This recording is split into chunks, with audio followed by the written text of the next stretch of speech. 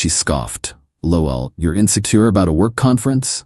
When I asked why she needed new lingerie for a business trip, I said, "Not insecure, just observant." She panicked when she realized I'd called her boss to confirm. There was no conference. There was, however, a breakup text waiting when she landed. I, 29 male, caught my girlfriend Monica packing for her work conference last Sunday. 4 years together, living in my apartment for the last 2. She had her suitcase open on the bed, carefully folding clothes. Normal stuff. Blazers, dress pants, work-appropriate blouses. Then I saw the Victoria's Secret bag on the dresser. "New stuff for the trip?" I asked, keeping my voice neutral. "Yeah, needed some fresh basics." She didn't look up. I walked over, peeked in the bag. Red lace set, black silk teddy. Definitely not basics.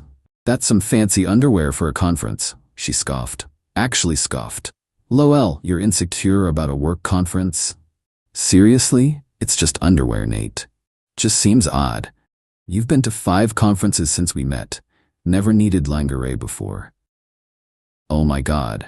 Are you tracking my underwear purchases now? That's psycho behavior." She zipped her suitcase with way more force than necessary. "Maybe I just want to feel confident presenting to the board. Not everything is about you. The board's gonna see your underwear? Confidence comes from within. When I feel good in what I'm wearing underneath, I present better. It's a woman thing. You wouldn't understand. Right? Because I'm just a dumb guy who doesn't know that her usual conference outfit is comfortable cotton, not scratchy lace that would show lines under her dress pants." "Not insecure," I said. "Just observant." "Well, observe less and trust more. God, this is exhausting." She stormed into the bathroom with her toiletry bag. I heard bottles slamming around. Here's the thing, Monica worked in pharmaceutical sales. Good job, decent money. But she'd been acting weird lately. New gym routine at odd hours. Suddenly very protective of her phone. Working late, 3 times a week. And now lingerie for a conference. While she was in the bathroom, I did something I'd never done in 4 years. I checked her laptop. It was open on the dresser, logged into her email. The conference was supposedly for Regional Farm's quarterly meeting. 3 days, Tuesday through Thursday. Flying out Monday evening. I searched Regional Farm Conference in her inbox. 0 results. Searched quarterly meeting. Nothing. Searched her boss Diane's name. Last email was from 2 weeks ago about expense reports. My hands were shaking as I closed the laptop. "Babe?" Monica called from the bathroom. "Can you grab my phone charger from the kitchen?" "Sure." I walked to the kitchen, mind racing. Grabbed her charger. Stood there for a minute, thinking. Then I pulled out my phone and found Regional Farm's main number. It was Sunday, but they had an automated directory. I navigated to Diane's extension and left a voicemail.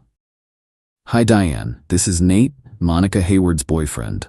Sorry to bother you on the weekend, but Monica mentioned the quarterly conference starts Tuesday, and I wanted to surprise her. Could you let me know which hotel the company booked? I'd like to send flowers to her room. Thanks so much. You can reach me at..." Left my number. Hung up. Monica was blow-drying her hair when I brought the charger. I plugged it in by her nightstand, keeping my face neutral. "Thanks, babe." She smiled at me in the mirror. "Sorry for snapping. Just stressed about the presentation." "What are you presenting on?" "Oh, new drug trials. Boring stuff." "Which drug?" "The arthritis one, you know." I didn't know. Because she wasn't presenting anything, because there was no conference. "I'm gonna grab beer with Terrence tonight," I said, "since you're leaving tomorrow." "That's perfect. I need to pack in peace anyway." She seemed relieved. "My flight's at 6, so I'll probably Uber around 4.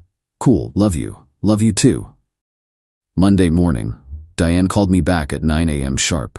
"Nate, I got your message. I'm confused. There's no quarterly conference this week. Monica requested PTO for personal days. Is everything okay?" My stomach dropped even though I expected it.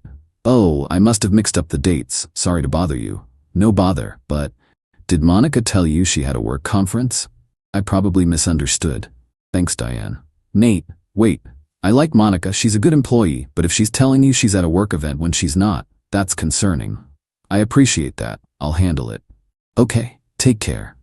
I sat at my desk, staring at nothing. She'd taken PTO. Lied straight to my face about a conference that didn't exist. Bought lingerie for her, presentation confidence. Cool. I worked from home that day, which was lucky. Gave me time to think, to plan. Around 2 p.m., Monica texted, leaving for airport soon, gonna crush this presentation. I replied, you've got this. Text me when you land. Will do. Love you. I waited until 4:15, gave her time to get to the airport. Then I got to work. First, I changed the locks. Called a locksmith, said I lost my keys. He had me fixed up within an hour, $220, worth every penny. Next, I carefully packed Monica's things, all of it. Clothes, shoes, toiletries, her precious Peloton bike. Everything went into boxes, neatly labeled. Took me 3 hours. I stacked them in the building's storage room that I had access to. At 7:30, she texted, landed. Heading to hotel. Presentation isn't until tomorrow afternoon, so might explore tonight. Explore. Right. I typed out my response, deleted it, typed again. Finally sent. Hey Mon, Diane called me back about the flowers. Funny thing, there's no conference this week. You took PTO. So wherever you are, whoever you're with, hope the new lingerie is a hit. Your stuff is in storage room B12. Lock code is 4829. Don't come to the apartment, I changed the locks. We're done. Then I turned off my phone. Update 1. Holy hell. I knew she'd flip out, but the entitlement is next level. Turned my phone back on Tuesday morning to 67 missed calls and a novel's worth of texts. Started with confusion, moved to anger, ended with threats. What do you mean storage? This isn't funny. Nate, answer me. You can't just lock me out. I live there. This is illegal. I'm calling the police. Baby, please just talk to me. It's not what you think. You ruined everything. My favorite was, I was planning a surprise for you. Now you destroyed it with your paranoid accusations.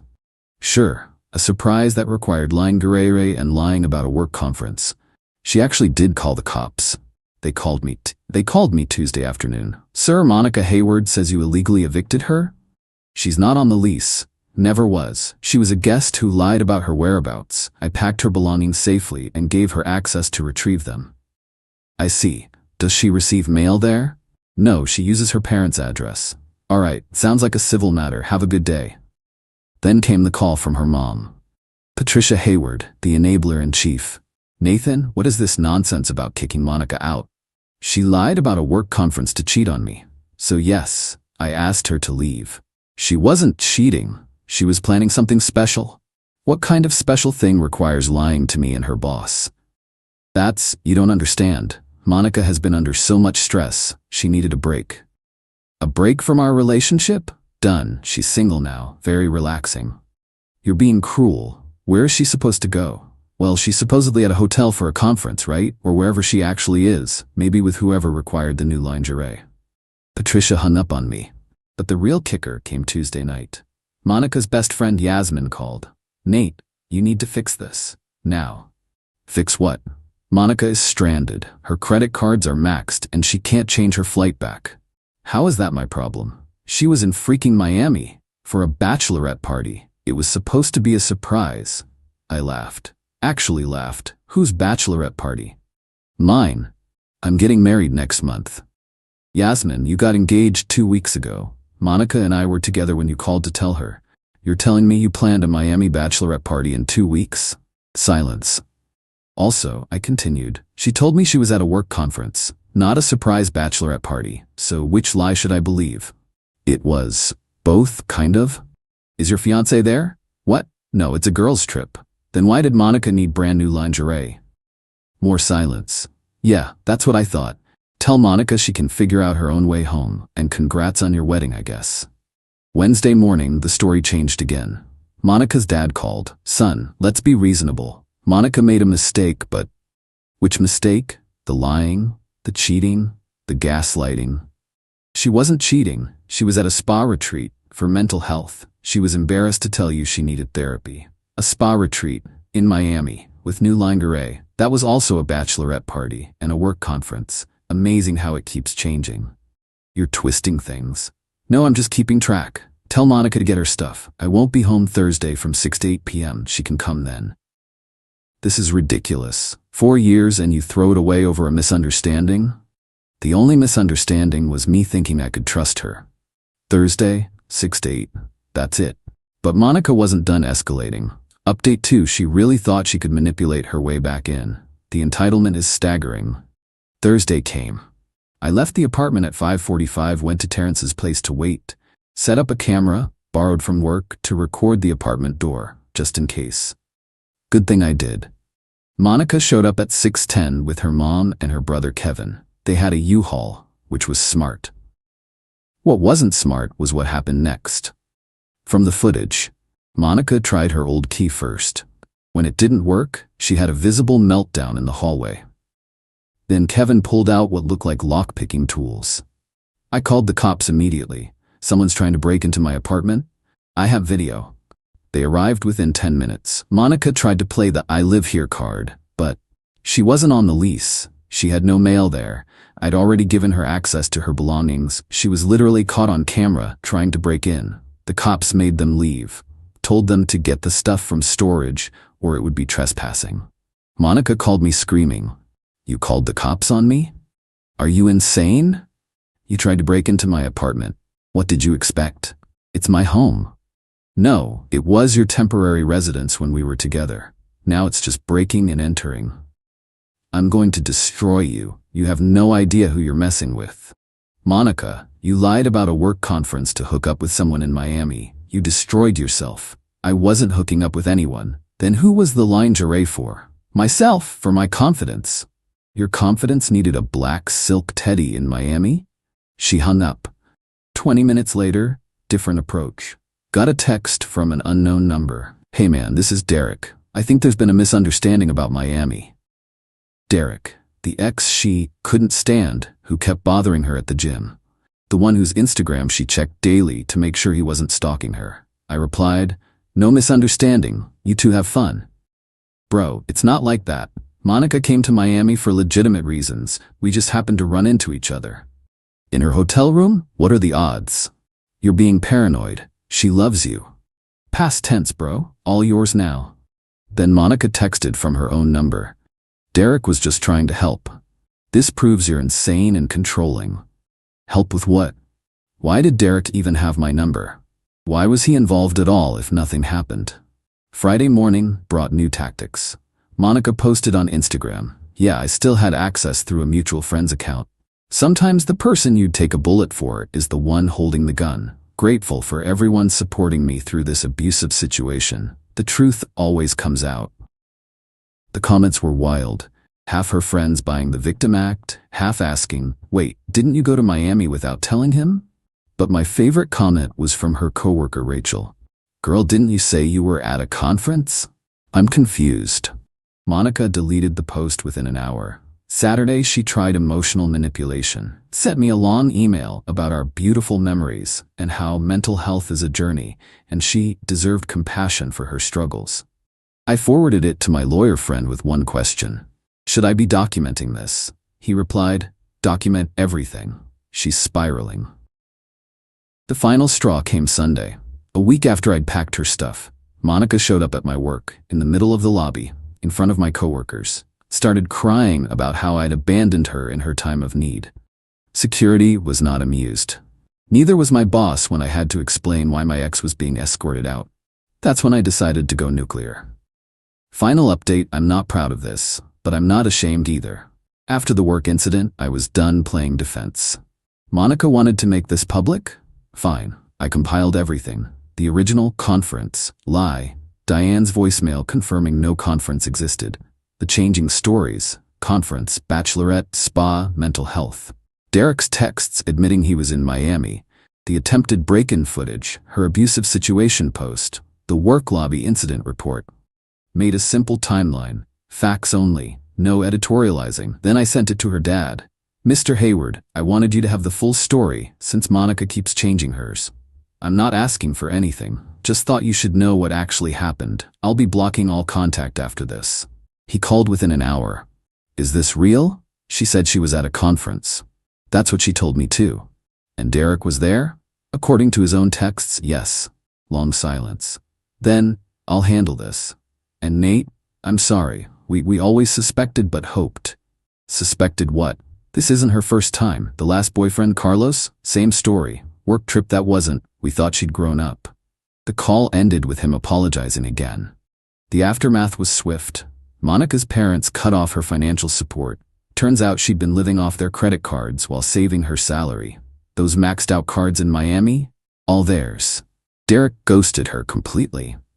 Shocker. The guy who hooks up with taken women isn't boyfriend material. Her brother Kevin apologized for the lockpicking attempt. Said Monica told him I'd stolen her grandmother's jewelry. There was no jewelry. She'd pawned it months ago. Yasmin confirmed there was never a bachelorette party. Monica had convinced her to lie for the greater good. Their friendship didn't survive that revelation. The best part? Monica's company did their quarterly performance reviews. Diane had to document the fake conference situation. Monica didn't get fired, but she got a formal warning and lost her quarterly bonus. Last I heard, through the grapevine, she moved back with her parents. Still posting inspirational quotes about rising from the ashes and knowing your worth. Me? I'm doing okay. Trust issues, sure. But my apartment is peaceful. My friends have been supportive, even started therapy to process the gaslighting. Terrence summed it up best. Bro, she really thought she could lie about a whole conference and you'd just not check. Yeah, the entitlement was real. The confidence was impressive. The execution was terrible. But the freedom is priceless. Don't let anyone gaslight you into thinking basic observation is paranoia. If something feels off, it probably is. And if they scoff at your concerns while packing lingerie for a work trip, run. Change the locks. Don't look back. Thanks for reading, Reddit. Your support through this insanity kept me sane. P.S. Derek tried adding me on LinkedIn last week. The audacity. Blocked and reported. P.P.S. If your partner suddenly needs new underwear for a business trip, just call their boss. Save yourself the Miami-shaped headache.